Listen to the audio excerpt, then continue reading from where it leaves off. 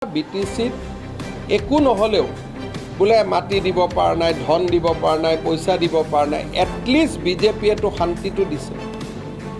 সেই বস্তুটো যাতে নোহোৱা হৈ নাযায়, সেইকাৰণে বিজেপিৰ লক্ষ্য ইলেকশ্যন পিছত BTADত শান্তি আগত। শান্তি থাকিলে ইলেকশ্যন চলি থাকিব।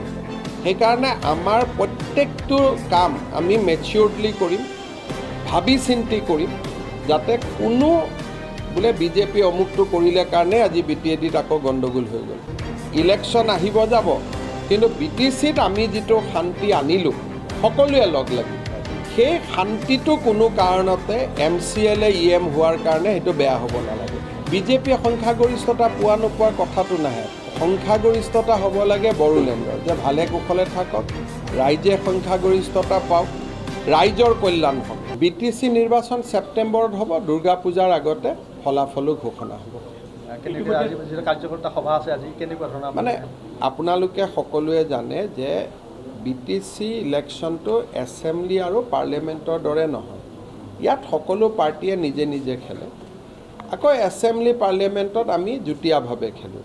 গতিকে BTC ইলেকশ্যনটো এটা সকলোৰে লগত বন্ধুত্বমূলক ভাৱেৰে বিজেপিয়ে নিজে প্ৰতিদ্বন্দ্বিতা কৰিব, কিন্তু কাকো আমি সমালোচনা নকৰোঁ।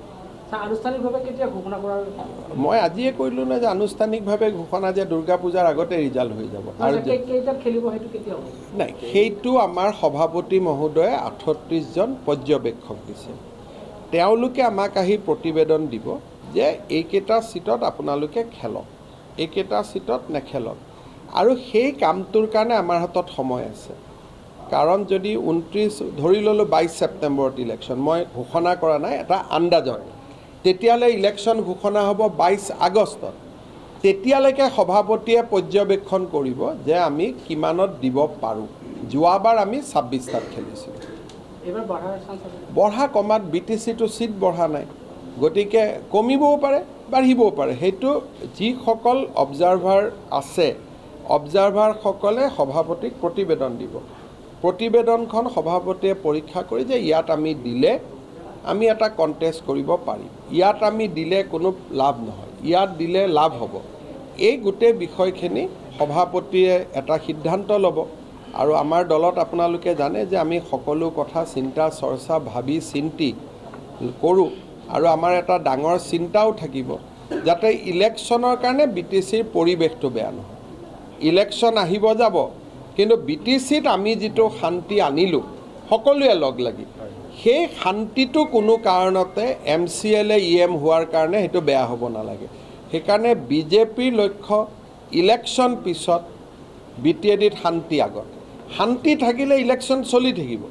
সেইকাৰণে আমাৰ প্ৰত্যেকটো কাম আমি মেচিয়ৰডলি কৰিম, ভাবি চিন্তি কৰিম, যাতে কোনো বোলে বিজেপি অমুকটো কৰিলে কাৰণে আজি BTADত আকৌ গণ্ডগোল হৈ গ'ল, তেনেকুৱা পৰিৱেশ যাতে নহয়। আমি সম্পূৰ্ণ এটা BTADৰ ভৱিষ্যতৰ কথা চিন্তা কৰিহে আমি ইলেকশ্যন খেলিম। কাৰণ এই শান্তি মোদী ডাঙৰীয়াই অনা শান্তি, এই শান্তি বড়োলেণ্ডৰ ৰাইজে অনা শান্তি, এই শান্তিটো আমি বিঘ্নিত হ'ব নিদিওঁ। বিজেপিয়ে সংখ্যাগৰিষ্ঠতা পোৱা নোপোৱাৰ কথাটো নাহে। সংখ্যাগৰিষ্ঠতা হ'ব লাগে বড়োলেণ্ডৰ, যে ভালে কুশলে থাকক, ৰাইজে সংখ্যাগৰিষ্ঠতা পাওক, ৰাইজৰ কল্যাণ হওক।